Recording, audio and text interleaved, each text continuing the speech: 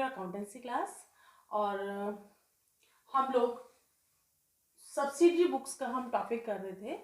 तो special purpose book का जो सेकंड पार्ट है, फर्स्ट पार्ट हम लोग कर चुके हैं जिसमें हमने कैश बुक बनाना सीखा था।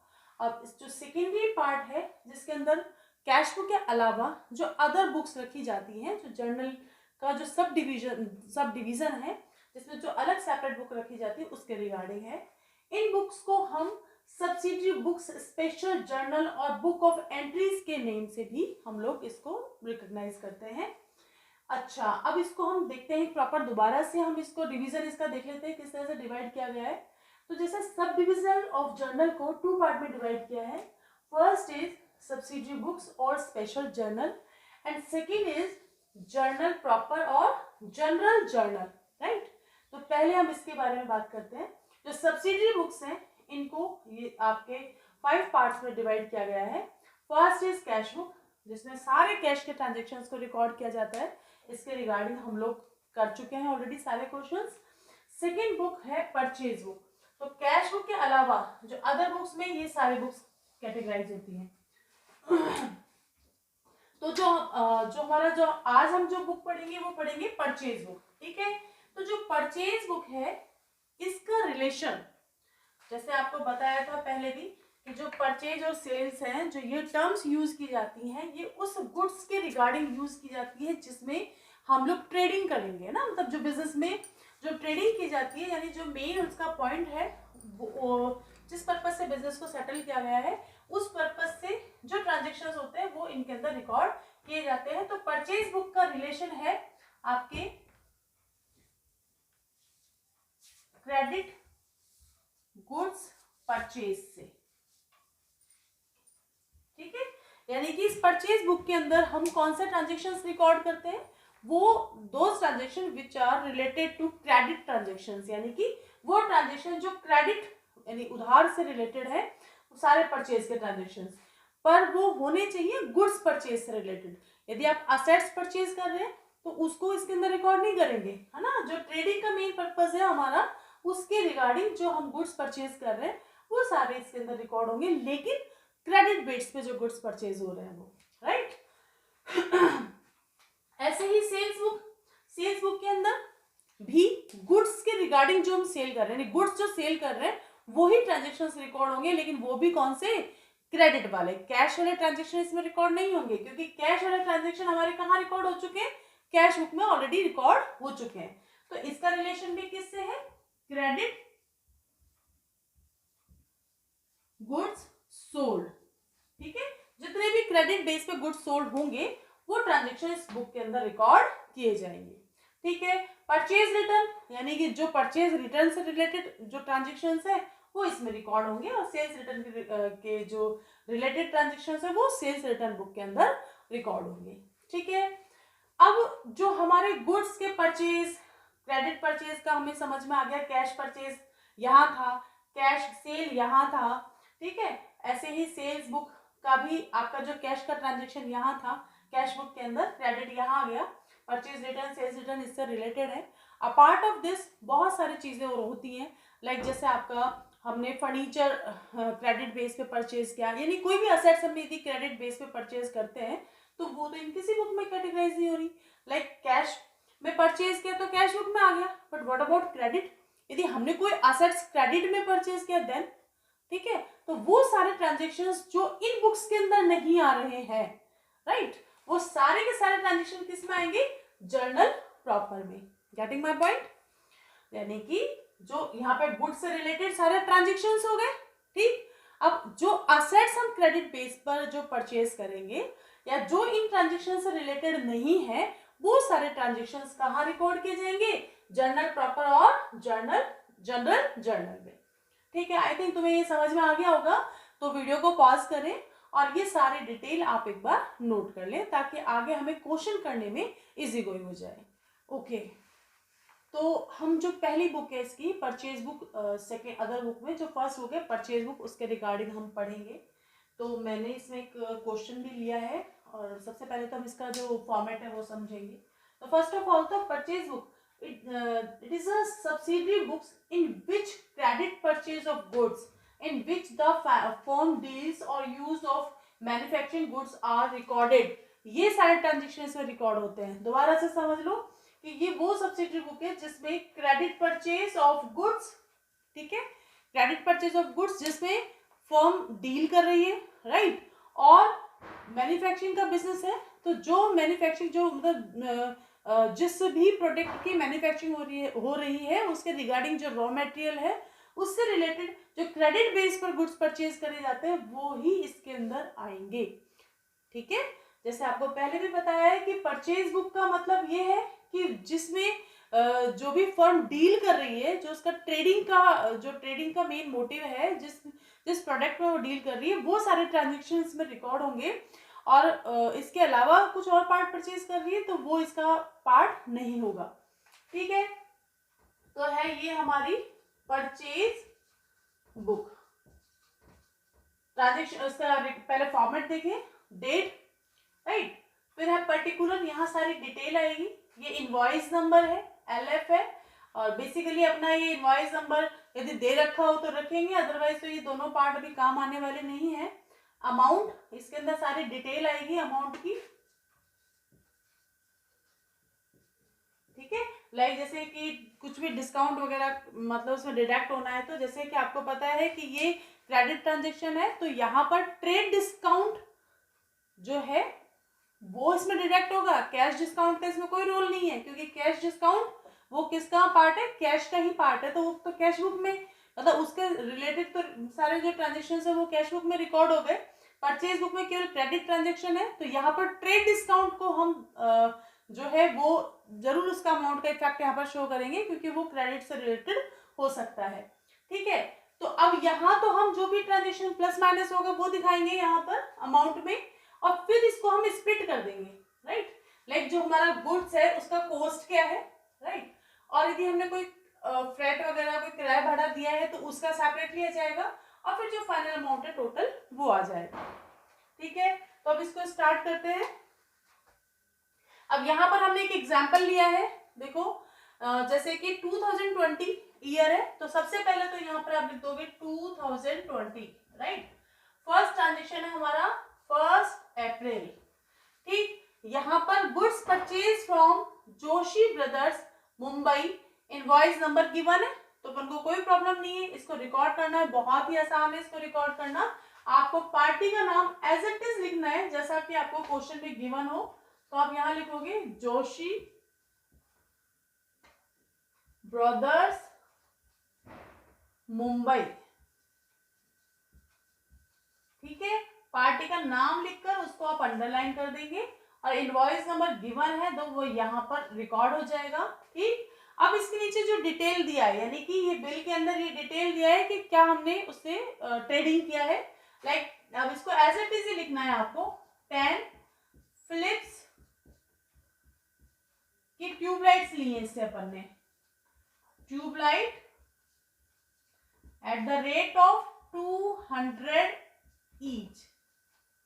ठीक है, तो यहां पर अब इसको मल्टीप्लाई करके लिख देंगे, तो 10 इंटू 200 इज इक्वल टू 2000. तो ये तो हमने 2000 रुपीज की तो इससे क्या परचेज किया, ट्यूबलाइट. फिर हमने 50 bulbs eight the rate of 100 each, ये बाय किया इससे, तो ये हो गया आपका 50,000.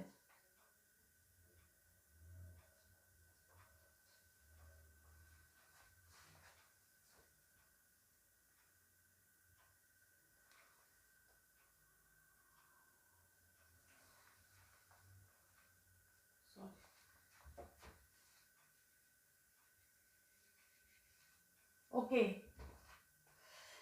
हमने इससे परचेज किया 50 बल्ब्स 100 ईच पर, तो इसका अमाउंट आएगा अपना 5,000. ठीक, इससे हम इस पार्टी से हमने केवल ये 2 आइटम परचेज किए, इसका टोटल कर देंगे 7,000, राइट. इसमें हम ट्रेड डिस्काउंट को माइनस कर देंगे, 10% है तो वो आ जाएगा 700. तो ये आपका आ जाएगा 6,300, राइट. अब आपको यहाँ पर कॉस्ट है इसका, कॉस्ट कितनी होगी, अगेन 6300 ही कॉस्ट होगी और टोटल फ्लैट कुछ दिया नहीं अपन ने, तो 6300 इसका टोटल में आ जाएगा। तो इस तरह से अपना एक ट्रांजेक्शन रिकॉर्ड हो गया। अब सेकंड ट्रांजेक्शन देखो आप, सेकंड ट्रांजेक्शन कब है, 6 अप्रैल को। तो यहाँ पर आप लिखोगे 6 अप्रैल और यहाँ पर एक लाइन ड्रॉ कर देंगे अंदर पर्टिकुलर वाले पार्ट में। फिर है purchase goods in cash 20 tubelight 100 each less 10% trade discount. तो हमने ये कैश में परचेज करा है, तो क्या ये रिकॉर्ड होना चाहिए, ये रिकॉर्ड नहीं होगा क्योंकि कैश ट्रांजेक्शन का यहाँ पर कोई काम नहीं है। फिर है 10 अप्रैल को देखो, purchase goods from Rajesh and company, Rajesh and company, bill number given है और आइटम्स गिवन है, क्या क्या हमने इससे परचेज किया है। तो पहले पार्टी का नेम, पहले तो डेट डालेंगे हम 10 अप्रैल, देन पार्टी का नेम लिखेंगे यहाँ पर Rajesh and company, bill number given है इसका 18, राजेश एंड कंपनी के नाम के नीचे हमने एक अंडरलाइन कर लिया। अब देखो इससे क्या क्या परचेज किया है हमने, 25 हमने हीटर परचेज किए हैं इससे eight the rate of 800 each, okay. और हमने 15 फैंस परचेज किए हैं इससे eight the rate of 1600 each. Amount लिख लेते हैं इसका,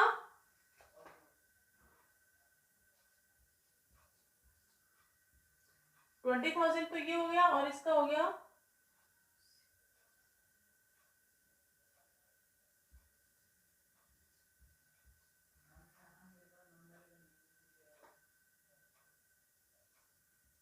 24,000 के आपके फैन हो गए।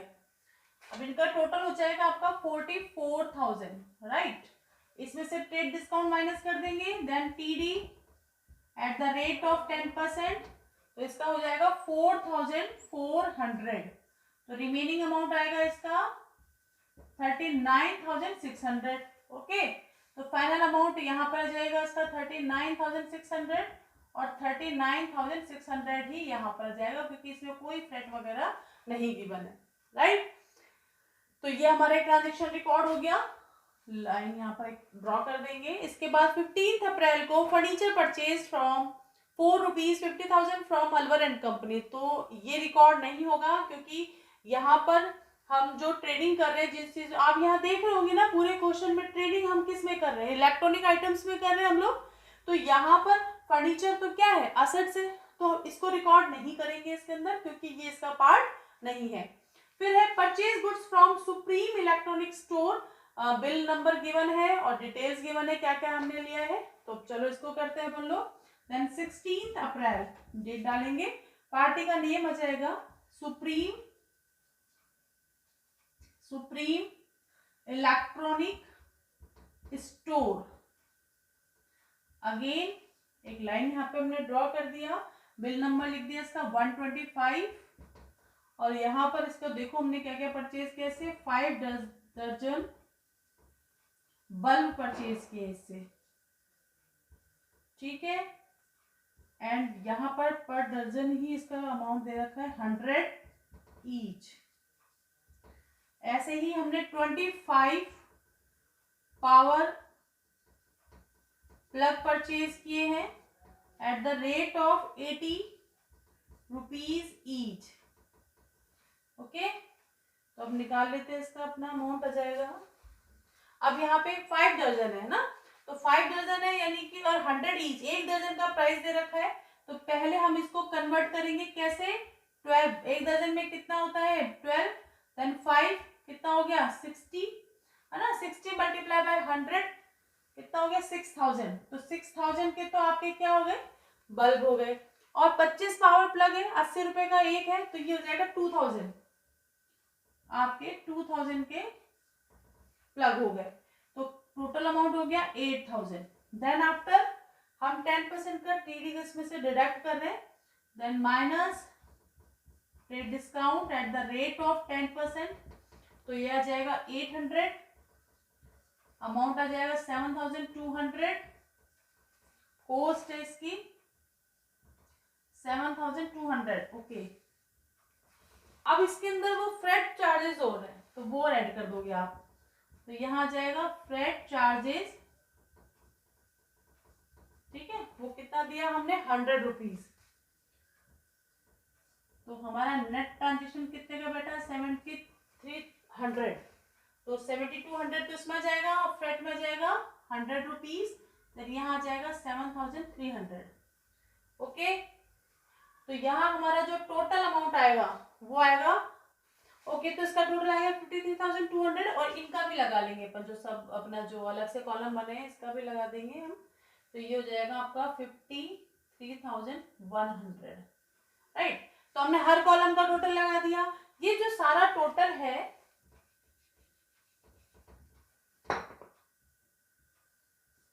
ये ट्रांसफर हो जाएगा आपका परचेज अकाउंट में, देन आप लिखोगे परचेज अकाउंट डेबिट, है ना, परचेज अकाउंट डेबिट होता है, तो ये सारा का सारा कहाँ ट्रांसफर हो जाएगा, परचेज में। अब कहने का मेरा मतलब ये है कि आपको कैसे ट्रांजेक्शन रिकॉर्ड करने हैं और कैसे आपको लास्ट में टोटल करके यहाँ पे क्या लिखना है, परचेज अकाउंट डेबिट, ठीक। तो बेसिकली अब एक क्वेश्चन ये भी आता है कि भाई परचेज अकाउंट और परचेज बुक में डिफरेंस क्या है। भाई ठीक है, हमने यहाँ पर तो इसका फॉर्मेट चेंज हो गया, तो डिफरेंस भी शायद आपको पता लग गया होगा। एक तो फॉर्मेट दोनों का चेंज है, वो टी शेप में बनता है ना, और ये आपका बिल्कुल डिफरेंट एक स्टेटमेंट फॉर्म में बनता है। दूसरी बात ये है कि जो उस मतलब इसमें डेबिट क्रेडिट बैलेंस इसके अंदर नहीं होता, उसके अंदर होता है उस परचेज अकाउंट के अंदर कैश परचेज भी रिकॉर्ड की जाती है और क्रेडिट परचेज भी रिकॉर्ड की जाती है, जबकि परचेज बुक के अंदर केवल और केवल क्रेडिट परचेज जो ट्रांजेक्शन है वो ही रिकॉर्ड किए जाते हैं, ठीक है। तो अब क्या है कि आपने परचेज बुक में सारे क्रेडिट ट्रांजेक्शंस रिकॉर्ड कर दिए, तो अब हम इसकी हमें मान लो एंट्री के फॉर्म में शो करना है तो कैसे शो करेंगे, और आपको इसकी लेजर में पोस्टिंग करनी है तो आप कैसे करेंगे वो देखते हैं अपन ना। तो सबसे पहले तो आप वीडियो को पॉज करें और ये पूरा क्वेश्चन और ये जो इसका सॉल्यूशन है ये रिकॉर्ड करें, तब आगे हम जाकर इसको अगले स्टेप पर करते हैं। ओके, तो अब हम इसको एंट्री के फॉर्म में कैसे लिखेंगे, देखिए आप। तो सबसे पहले मैंने आपसे क्या कहा था, टोटल कहाँ ट्रांसफर हो जाएगा इसका, परचेज अकाउंट में, क्योंकि ये परचेज बुक पार्ट किसका है, परचेज अकाउंट का ही तो है। भाई कैश परचेज तो आपकी कैश बुक में गई, क्रेडिट परचेज आपकी यहाँ गई, तो अब इसको एंट्री के फॉर्म में कैसे लिखेंगे, देखो आप, परचेज अकाउंट डेबिट, तो कितनी परचेज हुई है आपकी 53,100, ठीक है। देन फ्रेट अकाउंट डेबिट, अपन ने किराया भाड़ा भी दिया है इसका, freight account debit 100 rupees to. अब अपन देखो अपनी जो पार्टीज है कौन कौन सी है, फर्स्ट है जोशी ब्रदर्स, इसका ट्रांजेक्शन फाइनल अमाउंट देखो 6,300, ठीक है, टू। नेक्स्ट कौन है, Rajesh and company, then Rajesh and company, इसका अमाउंट कितना आएगा 39,600, ओके। थर्ड पार्टी है हमारी टू सुप्रीम इलेक्ट्रॉनिक स्टोर, ये कितना है अपना 7,300, इसको अपन ने कितना पे किया है 7,300, 100 रुपए किराए के भी दिए अपन ने, ठीक है। तो इस तरह से ये हो गया अपनी। अब हमने ये अपनी जो है ये एक हमने जर्नल एंट्री इसकी पास कर दी पूरी, यानी कि हमने इतनी पार्टियों से हमने ये अपना हुआ है 30 अप्रैल को, 30 अप्रैल को हमने टोटल अपनी जो क्रेडिट परचेज थी वो हमने एंट्री के थ्रू परचेज अकाउंट में हम ट्रांसफर करेंगे। अब हमारा जो परचेज अकाउंट ऑलरेडी बना हुआ है देखो आप, अब अपन इसको लेजर पोस्टिंग कैसे करेंगे, ये टी शेप में चला जाएगा, ठीक है। अब यहां पर अपोजिट में क्या जाएगा, टू जोशी ब्रदर्स, तो जोशी ब्रदर्स इसमें कितना अमाउंट आ जाएगा 6,300, right, to Rajesh 39,600 and to Supreme, इसमें आपका जाएगा 7,200, राइट। परचेज का तो इतना ही अमाउंट था, ये आपका हो जाएगा कितना था 53,100।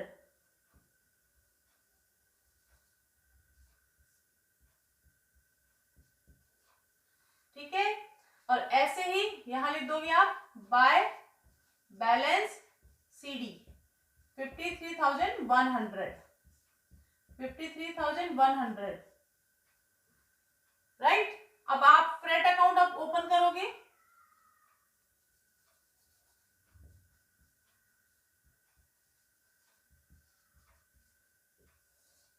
फ्रेट किराया आपने एक को ही दिया है, किसको, सुप्रीम को, then to Supreme account 100 rupees, right. तो आपका ये इसका लेजर पोस्टिंग हो गया।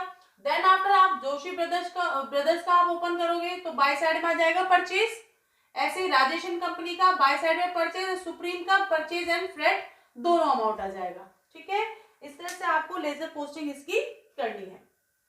आई थिंक आपको समझ में आ गया होगा। सबसे पहले परचेज बुक यदि बनवा रहे हैं तो केवल परचेज बुक बनानी है अपन को ये सारी चीजें नहीं करनी है ना, ज्यादा से ज्यादा आप एंट्री पास कर सकते हो।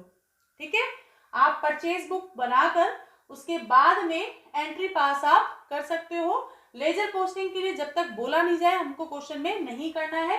तो आई थिंक आपको समझ में आ गया होगा कि कैसे आपको क्वेश्चन में, इनफैक्ट आपको ऐसा का ऐसा गिवन होगा, उसको एज इट इज आपको इसके अंदर नोट करना है, बट मेक श्योर कि कोई कैश ट्रांजेक्शन नहीं आए इसके अंदर, और दूसरी बात है कोई असेट्स यदि हमने बाय किए तो वो इसके अंदर नहीं आए। तो आई थिंक ये तो ध्यान रखा ही जा सकता है। और लास्ट में जो भी आपका ट्रांजेक्शन हुआ है 30 अप्रैल को आप परचेज बुक का जो बैलेंस है वो कहाँ ट्रांसफर कर देंगे, परचेज अकाउंट में, एंड परचेज अकाउंट डेबिट करके आप ये ट्रांजेक्शन के अंदर ये सारा मतलब जो बैलेंस है ट्रांसफर कर देंगे।